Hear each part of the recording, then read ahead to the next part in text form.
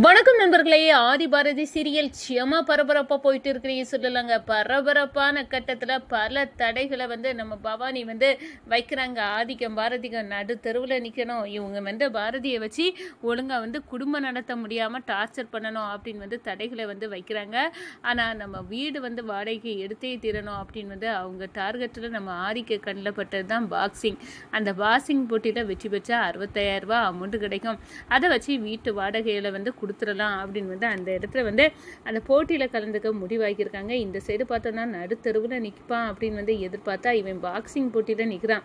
இவன் ஜெயிக்கவே கூடாது அப்படின்னா இவனை மிரட்டணும். அப்போனா பாரதியை கடத்துங்க அப்படின்னு பாரதியை கடத்துறாங்க பவானி.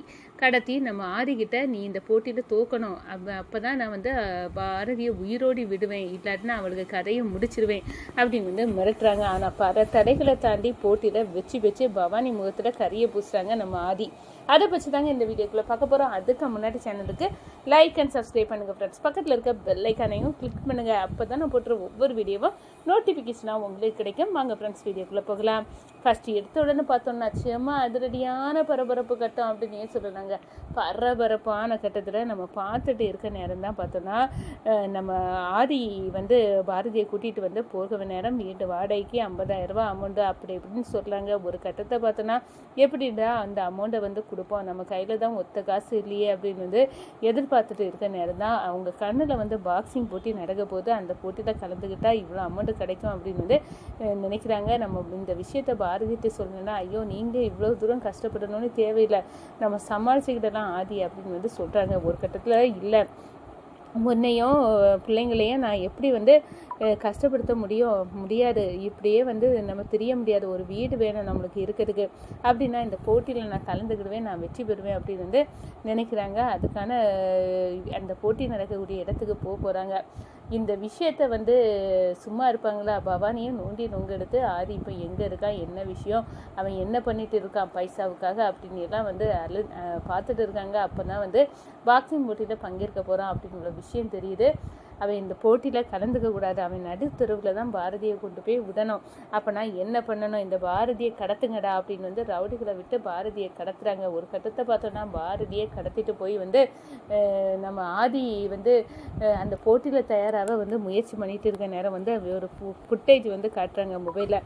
ஏ பவானி, எதுக்காக நீ இப்போ என்ன டார்ச்சர் பண்ணி இங்கே வார, என்ன நிம்மதியாட்டி இருக்கவே விட மாட்டியா, இந்த போட்டியில் கலந்து வெற்றி பெற்று நான் என் பாரதியை ராணி மாதிரி வாழ வைப்பேன் அப்படின்னு சொல்ல நேரம், ஓ இப்படி இதுக்காக தான் நீ முயற்சி செய்றியா, இந்த போட்டியில் நீ வெற்றி பெறக்கூடாதுடா அப்படின்னு அந்த இடத்த சொல்லிக்கிட்டு இப்போ நீ வெற்றி பெறக்கூடாது, அதுக்கு தான் ஒரு விஷயத்தை காட்ட வந்திருக்கேன் அப்படின்னு பாரதியை கடத்தி வச்சுருக்கேன். அந்த விஷயத்தை காட்டுறாங்க. பாரதியை கடத்தி வச்சுருக்கிறத பார்த்த உடனே அப்படியே அதிர்ச்சி அடையிறாங்க. நம்ம ஆதி எதுக்காக நீ பாரதியை கடத்தின அப்படின்னு சொன்னாரோ, ஆமாம் நான் இப்போ கடத்திருக்கேன்ல, எதுக்காக அவளை கொல்ல போகிறேன் அப்படின்னு அந்த இடத்துல பாரதியை கொல்ல போகிறேன், ஆனால் நீ போட்டியில் கலந்துக்க மாட்டேன் அப்படின்னு சொன்னால் நான் அவளை கொல்ல மாட்டேன், போட்டியில் நீ கலந்துக்கிட்டேன்னா அவளுக்கு கதையை முடிச்சு தான் தருவேன் அப்படின்னு பவானி இந்த மிரட்டுறாங்க.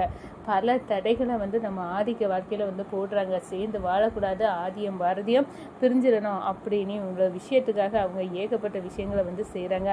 ஆனால் நம்ம ஆதி அந்த தடைகளெல்லாம் மீறி பாரதியை மீட்கிறாங்க. மீட்டு தானும் அந்த போட்டியில் பங்கேற்காங்க. ஒரு கட்டத்தில் பார்த்தோன்னா இதை விட ஆதியோட பெரிய ஆட்களை ரெடி பண்ணி வச்சுருக்காங்க பவானி. இந்த போட்டியில் இவனை தோக்கடிக்கணும், அதுக்கு வேறு ஆட்களை விடணும் அப்படின்னு ஏகப்பட்ட வேற ரெடியாக்கி அந்த போட்டிக்கான நம்ம யாரை விட்டா கண்டிப்பாக இந்த ஆதியால் தோக்க முடியும் அப்படின்னு எல்லாம் செலக்ட் பண்ணி விட்டுறாங்க. ஆனால் ஒரு கட்டத்தில் பார்த்தோன்னா நம்ம ஆதி என் பாரதியை நல்லா வாழ வைக்கணும், அதுக்கு கண்டிப்பாக பணம் தேவை, அதனால் எப்படியாவது நான் இதில் ஜெயிக்கணும் அப்படின்னு அந்த இடத்துல எல்லா தடைகளையும் ஓரங்கட்டி நம்ம பாரதிக்காக அந்த பரிசு கோப்பையை வச்சுக்கிறாங்க. பவானி பார்க்குறாங்க, என்ன இது வல்லவனுக்கு புல்லும் ஆயுதம் போல், அவனை எவ்வளோ தடை பண்ணாலும் அவன் அவன் வழியில் பாரதியை எப்படி பாதுகாக்கணுமோ சேஃபாக வைக்கணுமோ அந்த அளவுக்கு அவனுக்கு வாழ்க்கையில் முயற்சி செய்தால் இப்போ கூட நம்ம இந்த நம்ம பாரதியை தெருவில் நிற்க வைப்பான், நடு தெருவில் ரோட்டில் அவங்க அனாதையாக நிற்பாங்க அப்படின்னு நினச்சோம். ஆனால் நம்ம நினச்சதெல்லாம் இந்த முட்டுக்கட்டை போட்டு அவன் இப்படி பண்ணிட்டான், சாதிச்சிட்டான் அப்படின்னு அந்த இடத்துல பேய் இறஞ்சது கணங்க நிற்கிறாங்க அப்படின்னே சொல்லலாங்க. நம்ம பவானி இந்த சைடு பார்த்தோன்னா பாரதி, நம்ம ஆதித்யா, தமிழ் எல்லாமே அப்பா நீங்கள் இதுலேயும் சாதிச்சிட்டீங்க. இது எல்லாமே உங்கள் அம்மாக்காக தான் நான் இந்த பரிசு கோப்பையை வெற்றி பெற்றேன். அவள் என்ன நம்பி வந்திருக்கா, அவளையும் உங்களையும் நான் கஷ்டப்படுத்தக்கூடாது, அதுக்காக தான் நான் இப்படி பண்ணினேன் அப்படின்னு வந்து அந்த இடத்துல வந்து சொல்கிறாங்க.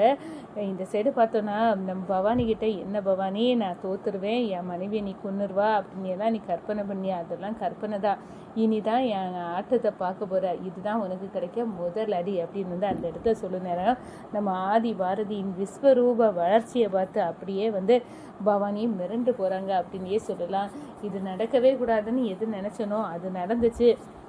நடுத்தெருவில் அனாதையாக நிற்பாங்கன்னு பார்த்தோம், ஆனால் இது எல்லாமே தலைகீழாக மாறிட்டு அப்படின்னு வந்து கோபத்தோடு வந்து கொந்தளிச்சுட்டே இருக்காங்க நம்ம பவானி. இந்த சைடு பார்த்தோன்னா பரிசு வீட்டு வாடகையும் வந்து நம்ம ஆதி வந்து செட்டில் பண்ணி ஒரு வீட்டை வாடகைக்கு எடுத்து நம்ம பாரதியை வந்து கூட வந்து சேர்ந்து வாழ ஆரம்பிச்சிட்டாங்க. இந்த சைடு பார்த்தோன்னா பவானி வயிற்றுச்சலோடு இருக்கிறாங்க அப்படின்னே சொல்லலாங்க.